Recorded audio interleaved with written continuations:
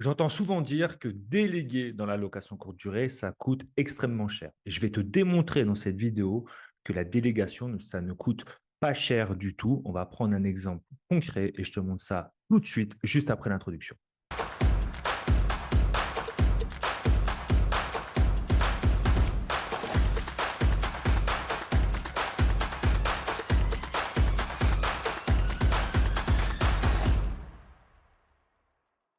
Bienvenue à toi sur la chaîne Automatique BNB, la chaîne qui te permet d'automatiser, d'optimiser ta location courte durée. Si tu me découvres à travers cette vidéo, sache que je m'appelle Nicolas et je te permets d'augmenter ton cash en préservant ton temps libre. Si dès maintenant tu veux doubler tes revenus avec ta location courte durée sous cette vidéo, tu peux t'inscrire à une webconférence en live gratuite où je vais répondre à toutes tes questions et il y a une formation entièrement gratuite que tu peux télécharger qui va t'apprendre à doubler tes revenus avec ta location courte durée grâce notamment à l'automatisation.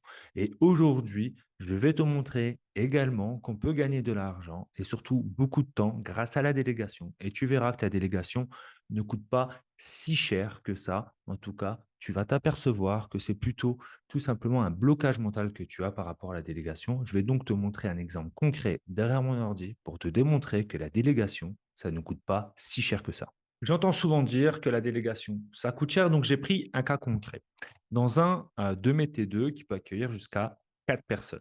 Le nettoyage, donc mon prestataire de ménage à qui je délègue le ménage, me coûte 25 € par nettoyage. Sur ça, c'est difficile de gagner en termes d'argent parce que, comme je dis souvent, le pas cher coûte cher. En dessous de 25 € si vous êtes avec des personnes, même en auto-entreprise, qui sont déclarées, c'est difficile de faire moins cher, sans quoi, dans le temps, cette personne ne va pas vivre et sera esclave de son activité.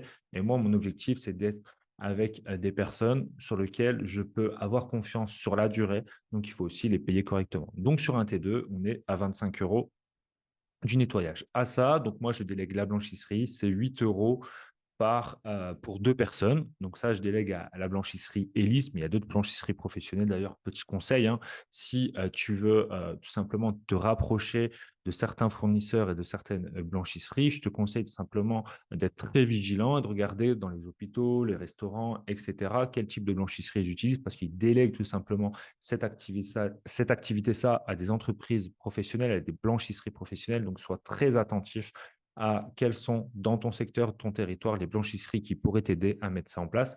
Donc là, on a 8 € pour deux personnes. Vous allez me dire, ben, tu me parles d'un T2 à 4 personnes et là, tu parles d'un linge à 8 € pour deux personnes. Donc déjà, juste petite parenthèse, le linge, moi, il comprend une housse de couette, un drap plat, deux thés d'oreiller, un tapis de bain et une serviette par personne et aussi un torchon, pardon. Donc, après, si on a une troisième et une quatrième personne qui viennent, bah, tout simplement, moi, j'augmente mon prix par personne supplémentaire de 10 € et donc, ça me permet tout simplement de combler la troisième et la quatrième personne en termes de linge. Quoi qu'il en soit, ça veut dire que c'est toujours le voyageur qui paye ce surplus, d'où l'intérêt de mettre en place tout simplement des prix par personne supplémentaire et de marger, c'est quand même notre objectif en tant qu'entrepreneur, de marger sur ce type de prestation. N'oubliez pas que si ce voyageur devait aller à l'hôtel, il devrait sans doute prendre deux chambres d'hôtel et ça lui coûterait beaucoup plus cher. Donc revenons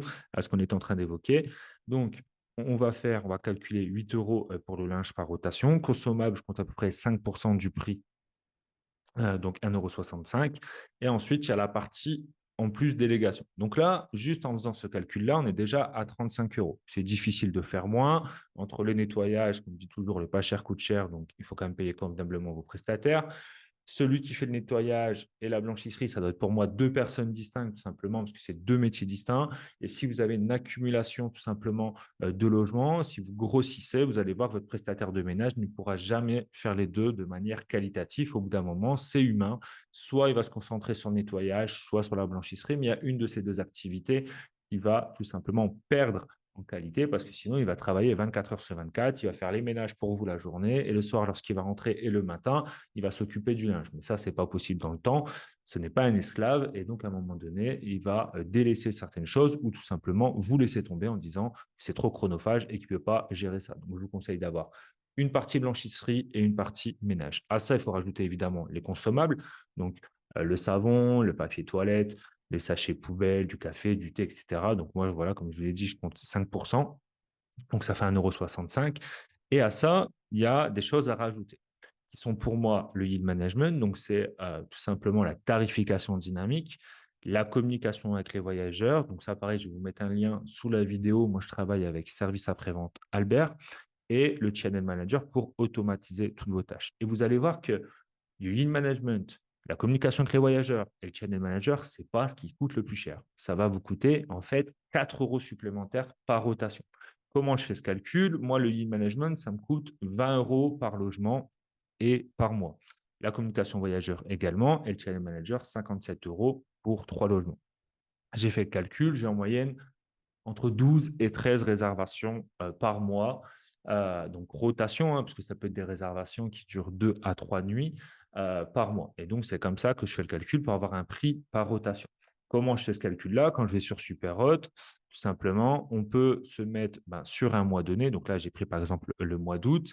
On voit que j'ai des séjours en moyenne de 2,23 nuits. Donc, si je divise par 30 ou 31, j'ai une rotation, j'ai 13 rotations par mois.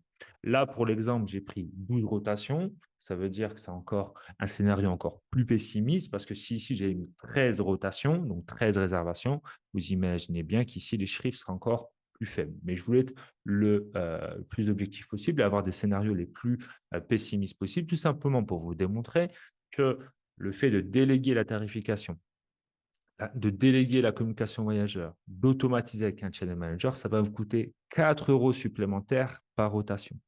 Ces 4 euros, vous allez les faire supporter par votre voyageur. C'est-à-dire qu'au lieu de mettre des frais de ménage à 35 euros, vous allez les mettre à 39 euros. Vous allez voir que vous n'allez pas avoir moins de réservations. Ça, c'est une fausse idée, c'est un blocage mental également. Pourquoi? Parce que comme le prix que vous allez mettre en place, c'est un prix dynamique, va correspondre au prix du marché. Comme la communication voyageur sera fluide, comme le fait que vous allez automatiser un maximum de tâches, ça va améliorer le parcours de votre voyageur. Tout ça, en fait, le voyageur est prêt à payer un peu plus cher si tout ça est parfait. Et donc, si tout ça est parfait, les quelques euros supplémentaires qu'il a payés, il va même vous remercier en vous mettant un bon commentaire. Et d'ailleurs, vous allez voir, vous allez avoir même encore plus de réservations. Donc, votre objectif, c'est d'augmenter la qualité perçue de votre séjour. Et un séjour, ce n'est pas exclusivement votre logement. C'est le parcours du voyageur du moment où il réserve jusqu'au moment où il quitte votre logement. Donc, ça part par le nettoyage de votre logement, évidemment, par la blanchisserie, par les consommables que vous allez mettre à l'intérieur qui va améliorer la qualité perçue, par des prix qui correspondent au prix du marché, par une communication voyageur qui soit très fluide et par une automatisation de plusieurs tâches comme l'envoi des factures, comme l'envoi des informations, comme l'envoi d'un livret d'accueil, etc., qui va améliorer le parcours du voyageur. Donc, ayez en tête que la délégation, ça ne coûte pas cher. D'ailleurs, ça va surtout améliorer la qualité de votre séjour. Ça va donc améliorer le parcours voyageur. D'ailleurs, vous allez avoir de meilleurs commentaires, donc plus de réservations de vos concurrents et une meilleure rentabilité. Surtout que ces 39 euros-là, c'est votre voyageur qui va les payer. Vous allez mettre cette somme-là tout simplement dans les frais de ménage. Et vous verrez que si vous enlevez à chaque fois le lead management, la communication voyageur et le channel manager, il y a des frais qui restent incompressibles, qui sont les frais de nettoyage, la blanchisserie et les consommables qui sont élevés. Donc, déléguer l'intégralité des choses, vous allez gagner du temps et améliorer le parcours de vos voyageurs. Donc, arrêtez d'avoir ce blocage mental qui vous fait penser que la délégation coûte cher et que surtout, elle va vous faire perdre de l'argent. Bien au contraire, vous allez voir que sur la durée, vous allez gagner énormément d'argent et surtout, vous allez gagner énormément de temps et surtout, derrière, vous allez améliorer le parcours de votre voyageur. Vous avez pu donc voir avec cet exemple concret comment je calcule mes frais de ménage, en tout cas la partie frais de ménage qui sera indiquée sur mes annonces Airbnb Booking, comment je fais concrètement le calcul. Je le dis souvent, tout ce qui se mesure s'améliore. Je ne fais pas au pifomètre les informations que j'indique en frais de ménage. C'est tout un calcul que j'ai fait. Je vous ai montré un exemple concret sur mon T2. Vous pouvez le faire avec évidemment d'autres logements. Si vous avez des questions, n'hésitez pas à les mettre sous cette vidéo. N'hésitez pas également à partager cette vidéo. N'hésitez pas également à me dire quels sont les sujets des vidéos que vous voudriez voir prochainement. Et sur ce, je vous dis à mardi prochain. Ciao!